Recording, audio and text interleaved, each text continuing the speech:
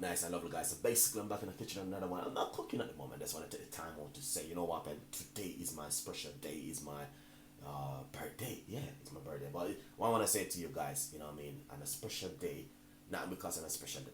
Every day you want to take the time out and say, you know, you want to give God thanks and praise and give God the glory. It's important for you to give God thanks and praise every day of your life.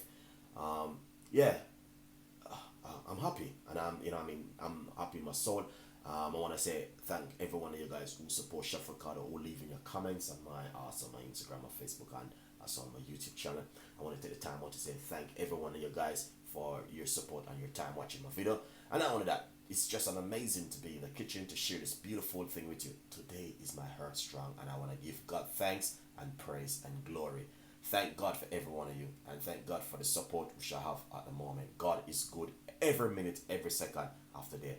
Guys, leave your comments in the description box from Chef Ricardo. Bye bye.